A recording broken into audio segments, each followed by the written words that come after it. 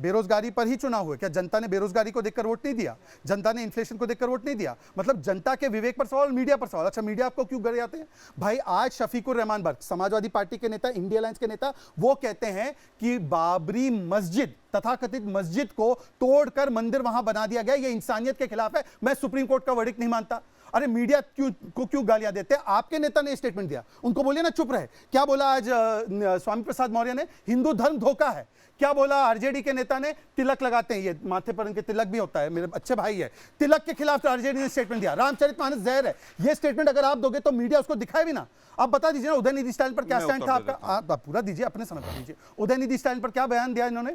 खड़गे जी के सुपुत्र ने कहा कि सनातन जो है वो डिजीज की तरह, क्या बयान दिया आपने मुद्दों को छोड़कर इन बातों पर बात की, तो जनता ने प्रतिसाद दिया। और मैं कह रहा हूं मीडिया को गालियां देने से बदले ये कह रहे कि आपने जाति क्यों बता दी। ये आज का बयान, मैं कभी झूठ नहीं बोलता डिबेट में, इनको भी पता है। ये हरियाणा कांग्रेस के चीफ है, इनका नाम है उदय भान। इनका स्टेटमेंट है, उन्होंने कहा झुका हुआ जाट और टूटी हुई खाट किसी के काम की नहीं। तो ये ओबीसी कौन लेकर आया, जाट कौन लेकर आया? ओबीसी कास्ट सेंसस का विषय कौन उठाता है? राहुल गांधी उठाते हैं, जबकि लोगों ने कहा कि जातियों पर मत बांटो। तो मैं उनसे पूछा कि आदिवासी राष्ट्रपति का अपमान क्यों किया? तब मैं पूछा ओबीसी वाइस प्रेसिडेंट का अपमान क्यों किया? और बताइए ना, आज आपके नेताओं ने जो स्टैंड है उस पर क्या कहना है आपका? ठीक है, चलिए आलोक जी जवाब दीजिएगा। एक बार ऑडियंस के बीच में जल्दी से।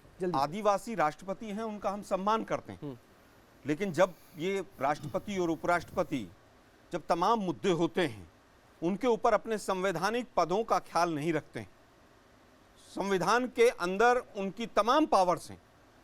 जिस तरह से संसद में सिक्योरिटी ब्रीच हुआ, क्या राष्ट्रपति महोदय की एक भी स्टेटमेंट आई आप लोगों ने देखी? महिलाओं पर अत्याचार हुए, क्या एक भी स्टेटमेंट आई उनकी?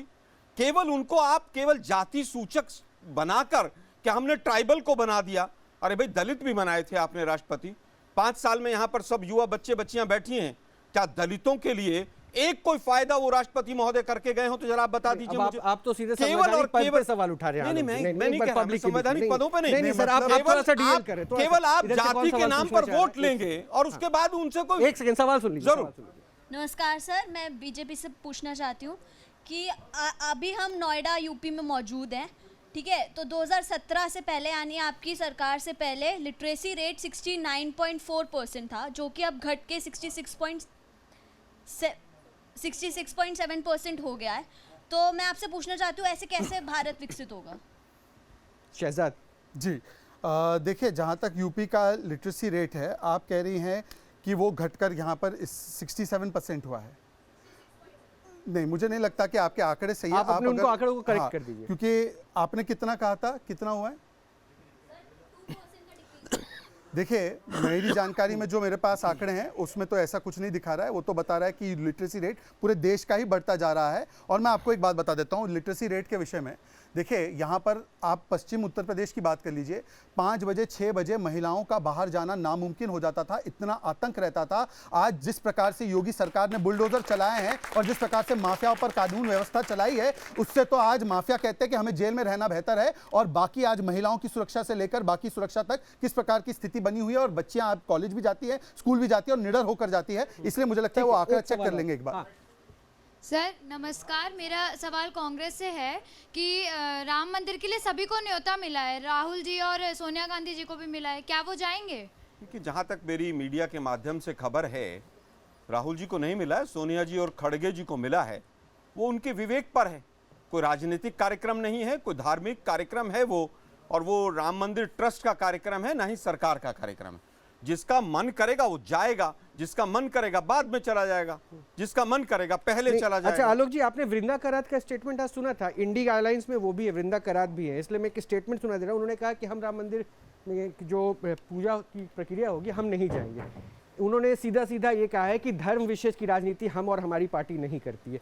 इसमें धर्म विशेष क्यों आ जाता है? प्रभु राम के मंदिर में जाकर दर्शन करना, पूजा आराधना करना जब दुनिया की नजर होगी, वहां धर्म क्यों जुड़ जा रहा है? जब बीजेपी श्री राम मंदिर प्रकोष्ठ बनाकर पैसे इकट्ठे करे तो उसको राजनीति से जोड़ना कहेंगे कि नहीं कहेंगे?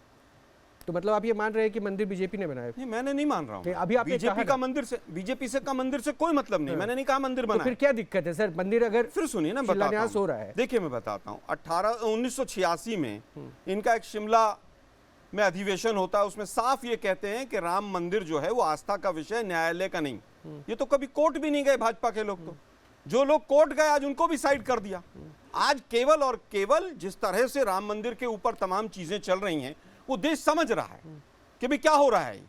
लोकसभा के चुनाव से पहले किस तरह से क्या क्या गतिविधियां पूरे समाज के अंदर चल रही, यह आस्था का विषय है। मैं जाऊं ना जाऊं, मुझे हो सकता राम प्रभु राम से ज्यादा मेरी आस्था हनुमान जी में, तो मैं हनुमान जी का भक्त हूं। किसी की हो सकता है मां दुर्गा में हो। तो ये जबरदस्ती नहीं, का सर, सवाल वो रखना कि वो जाएंगे कि नहीं जाएंगे।